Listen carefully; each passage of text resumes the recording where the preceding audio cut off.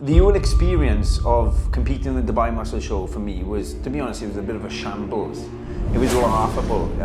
So should you compete in the Dubai Muscle Show? Well, the question is, listening to what I just said and your experience, you have to make your own mind up. I am Christian. Well, man, it's like, don't you just hate it when things don't go your way, when you plan things out to go perfectly, and you got some annoying frustration stopping you from delivering and presenting the way you want to? Well, today I'm going to talk about my experience with the Dubai Muscle Show and how preparation for months on end, and for some people years, can almost be felt like a waste or destroyed just from other people's lack of presentation. So I'm Christian William, global transformation coach, and I've been bodybuilding since 2008.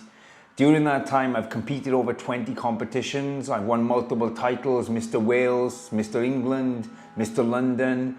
I've competed in the British Championship for multiple years, placing second, third, fourth, pretty much every place there was apart from first place. That was always the goal.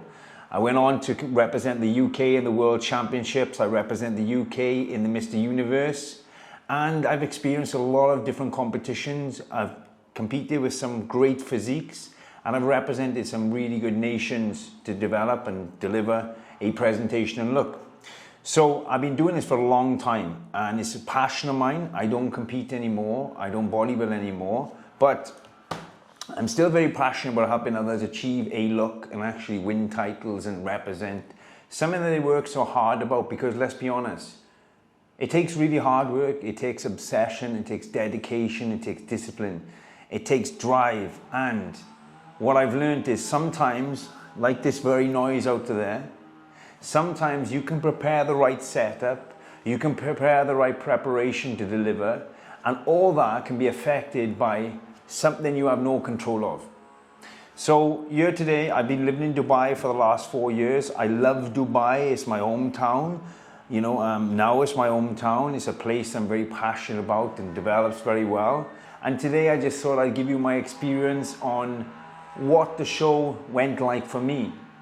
So I take you back to 2018. I was 1 year living in Dubai. I was building a bit of recognition. I had clients, I had good friends. I wanted to compete at the Dubai Muscle Show and represent, obviously, not only my hard work, but the support and the encouragement that I felt from other people. So that year I competed in the Mr. Britain competition because I had an invite from the previous year.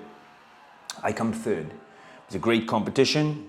Actually, before the Mr. Britain competition, I had won the Mr. England. So I went back to the UK, I competed, I won the Mr. England. Then a few weeks later, I competed in the Mr. Britain, and I came second. Then I went on to compete in the Mr. Universe, and I placed fifth. It was a respectful lineup of around 17 competitors from all over the world. And I looked my best and I delivered the best I could do, and I placed fifth, which was very respectful. And it was my first time competing in a big international competition, like the most prestigious one, the Mr. Universe. And then the plan was to go on to the Dubai Muscle Show, which was 4 weeks after. So I just done 3 competitions. Now, obviously, you know, I'm a new territory, although it's my hometown. There's a different judging criteria. There's a different thing they're looking for. So we just tried a few different things in comparison to what we were doing over the last competition. Needless to say, my physique didn't look the way I expected it to look. Because we were trialing a few things, we just won, we just placed good, we just did another good place, and now this competition was a way of me just getting on stage, experimenting and seeing what we could do. But I'm not here to talk about how I looked in my place, and I'm here to talk about how the event was run. So the first thing, I goes to the registration, which is like 2 days before. I pick up a friend of mine from the airport who's flown in. We'll go there, we'll stop, we'll do a registration, which I've done hundreds of times, all different events.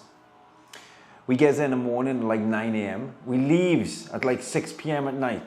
We waiting for I don't know what, just waiting in line. There's people turning up, God knows where they are from, walking to the front of the queue, and that's fine. let's be patient. My friend has come all this way. Let's just stay and let's just try to enjoy the day. So we waiting and waiting. Finally, we get us to the desk. Pays the registration fee, whatever that was. Next thing, we have to go to another desk. We have to pay for something else, whatever that was. Then we go to another desk. One of the desks we came through was the tanning. Something like, I don't know how much the tanning was, say 500 dirhams. I do my own tan, I have my tanner. No problem, sir, you still have to pay. Okay, so you got to pay for the tan, although I wasn't even using the tan, but that's fine. It's part of it. It's a business, everybody's trying to make money, we have to cover the staff and so forth. I support it, I love bodybuilding, I wanted to continue to grow in fitness.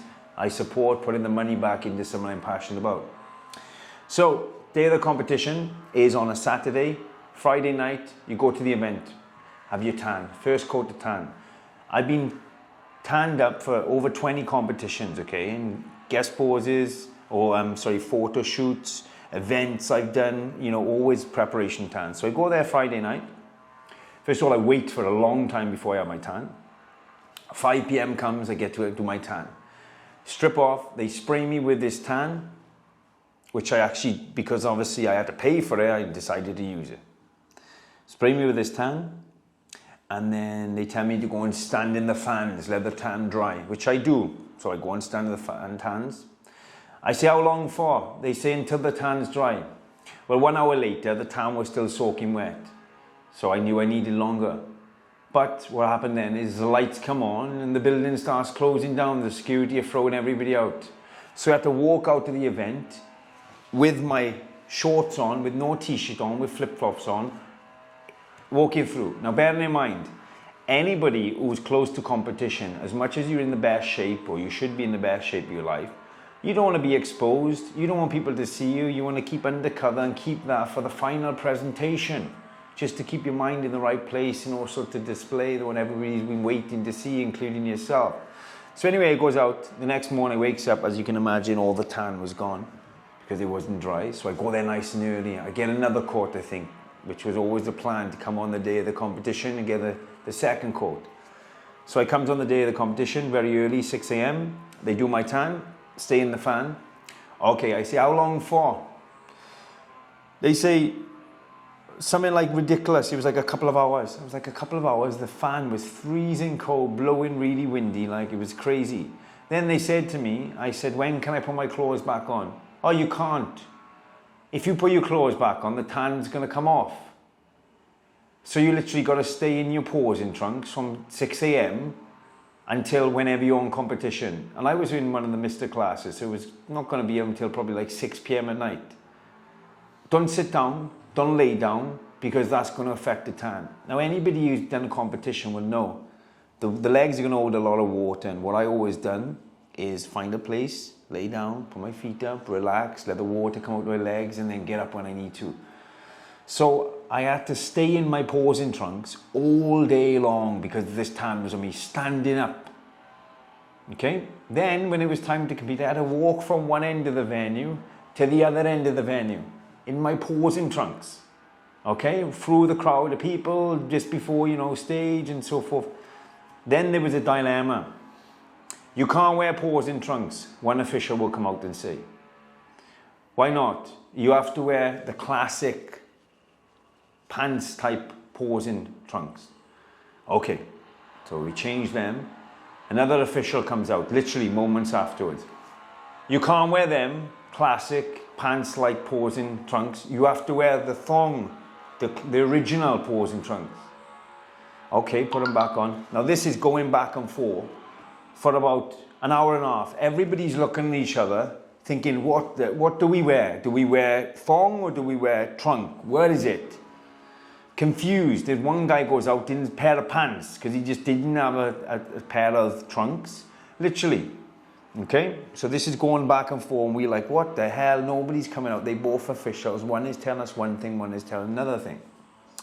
Now, the competition is pretty much judged before you get there. There's people who come out and they're in the first call out, and that is how it is in most competitions, especially when there's an expectation of how people should look. They like to pull them through the front and so forth.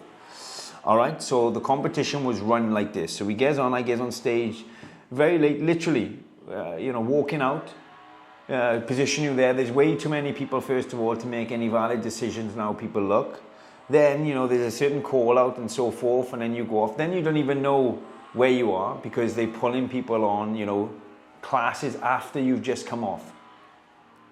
So the whole experience of competing in the Dubai Muscle Show for me was, to be honest, it was a bit of a shambles. It was laughable. I love Dubai. I love the fact they're very passionate about bodybuilding, but I've competed in many, many competitions in all over the world. And, the standard of athletes is great, by the way. It's very good caliber of athletes to come through from the Middle East, especially here in Dubai. Very good condition, very good symmetry. But the way these competitions are run is just, honestly, the way this competition was run was just a shambles. It was laughable. I could not believe that I was stood up all day because I couldn't lay down with this posing tan they put on me. I couldn't believe that there was a dilemma about what I could actually wear on stage. And I couldn't believe how quick I was rushed off the stage as fast as I was rushed on. There was no timings. It was like, I'm looking at the schedule. If it said that you're on at 3 p.m, you might have been on first. So for example, bodybuilding competitions are run with criteria. This class is first, this class. There was not a criteria. And what we were finding backstage, there was a criteria, but it wasn't followed. What I mean by that, thank you. See, sometimes things do go your way. So the criteria was set, but it was just random. Some class would come on and then they'd come in and say, what class you in? Okay, they're calling you on now. And you're like, what the hell? I'm pumped up, I haven't prepared, I haven't got in anything that you want to do last minute. You're literally running on. So the preparation for the actual presentation wasn't great at all. My experience wasn't great.